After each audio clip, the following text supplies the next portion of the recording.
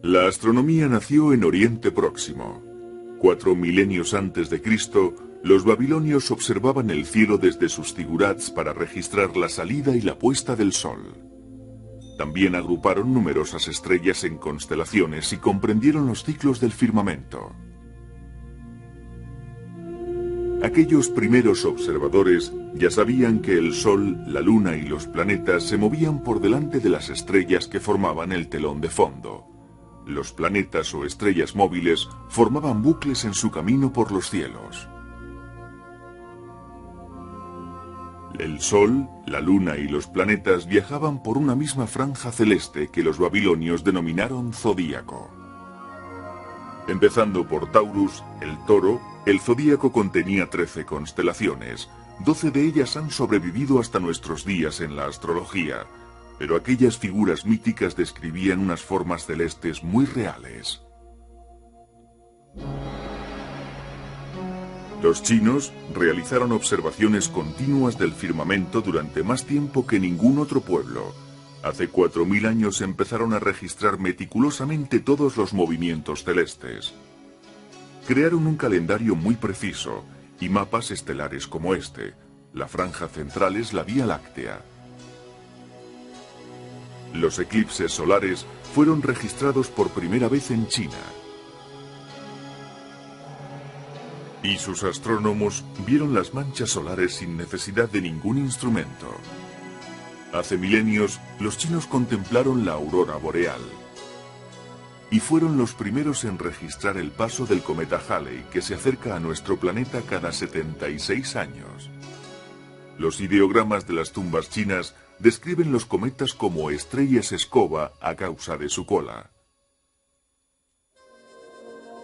Los egipcios crearon el calendario que usamos en la actualidad, de 365 días, unos 3000 años antes de Cristo, en la época en la que se construyeron las pirámides.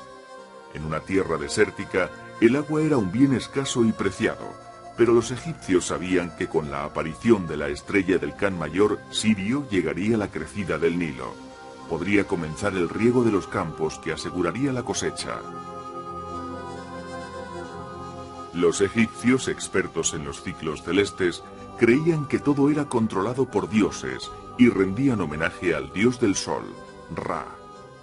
Esa idea persistió hasta el año 500 a.C. Entonces llegaron los griegos. Aristarco de Samos afirmó que la luna solo brillaba a causa de la luz solar que reflejaba. Tenía toda la razón, pero su otra gran idea, la de que la Tierra giraba alrededor del Sol, era demasiado adelantada para su época.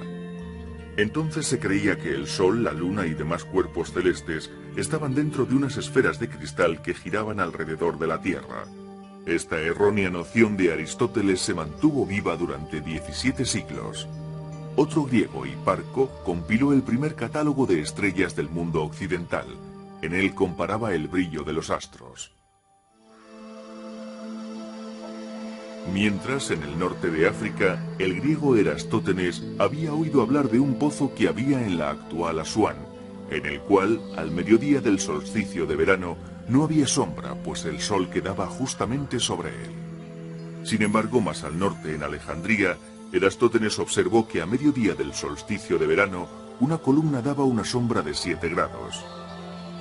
Basándose en esta discrepancia, el astrónomo y matemático demostró que la Tierra era esférica y con unas sencillas leyes geométricas obtuvo la longitud de su circunferencia, 40.000 kilómetros. La conclusión de Erastótenes era correcta, no así la de Ptolomeo. A Ptolomeo le preocupaban las aparentes inversiones de sentido en el movimiento de los planetas y decidió explicar esto con epiciclos, afirmando que los planetas bailaban trazando círculos mientras orbitaban la Tierra. Sin embargo, tal era la reputación de Ptolomeo que su error sobrevivió a la caída de Grecia cuando la astronomía entró en la Edad de las Tinieblas. En Centroamérica, los astrónomos mayas, arquitectos de las pirámides escalonadas, habían creado un calendario de 584 días. Estaba basado en el ciclo del planeta Venus, al que consideraban un dios. Con Nicolás Copérnico llegó la luz. Él resucitó la teoría de que los planetas, incluida la Tierra, orbitaban el Sol. Pero la Iglesia se aferraba al geocentrismo y las ideas de Copérnico, un clérigo polaco, no se publicaron hasta 1543 después de su muerte. En 1577, el astrónomo danés Tycho Brahe demostró que este cometa estaba más lejos de nuestro planeta que la Luna. Brahe había perdido parte de la nariz en un duelo, por lo que llevaba una prótesis de oro. Pero eso no confundió su olfato ni eclipsó la brillantez de su carrera. Sus precisas observaciones establecieron las bases del movimiento de los planetas alrededor del astro rey. Su colaborador, el alemán Johannes Kepler, definió las 3 leyes del movimiento de los planetas. La primera ley dice que los planetas se mueven en torno al Sol formando elipses, no círculos. La segunda, que su velocidad es variable. Los planetas se mueven a mayor velocidad en la parte de su órbita más cercana al Sol. La tercera ley dice que la velocidad de los planetas es menor cuanto mayor sea el radio medio de su órbita. Esta ley permite a Kepler explicar los bucles que parecen formar los planetas exteriores, como ocurre aquí, cuando la Tierra adelanta a Marte en su órbita. Pisa fue el hogar del gran matemático y astrónomo italiano Galileo Galilei.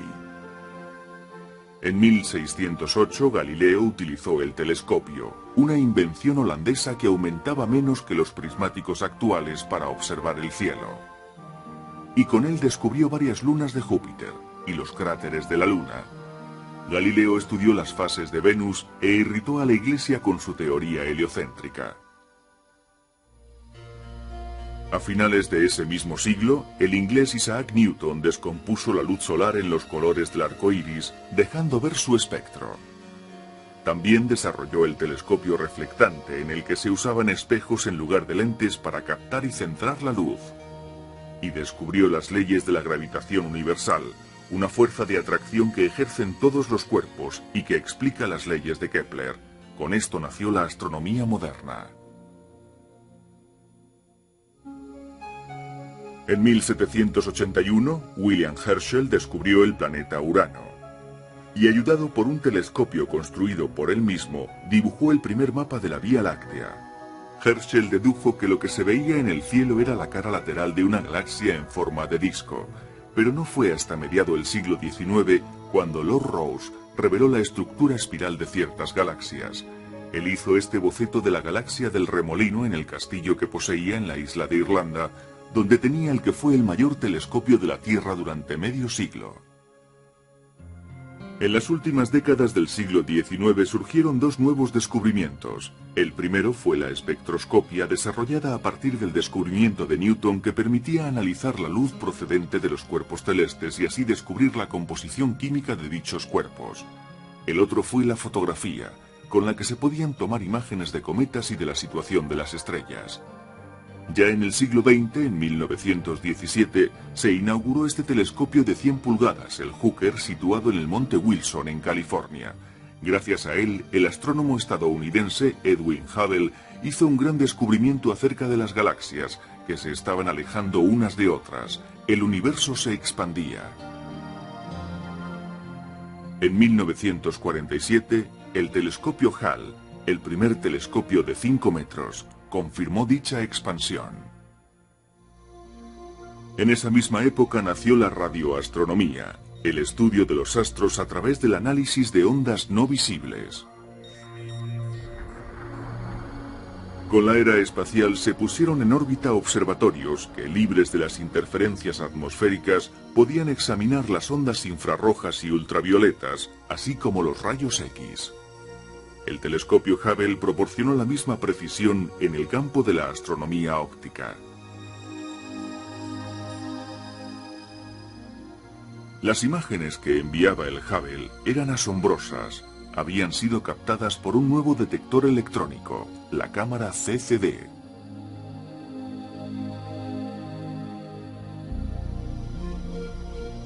Estamos en Chile, Sudamérica, en una cumbre de los Andes. Aquí 4 telescopios se unen para formar el VLT, siglas en inglés de telescopio muy grande, lo último en astronomía óptica. A pesar de estar sobre la superficie terrestre, las imágenes captadas por estos instrumentos rivalizan con las del Hubble en calidad. Sus espejos de más de 8 metros de diámetro les proporcionan una enorme cantidad de luz. El VLT capta las imágenes ayudándose de nuevas tecnologías, como la óptica activa y la óptica adaptativa, que compensan los movimientos del telescopio y los efectos de nuestra resplandeciente atmósfera.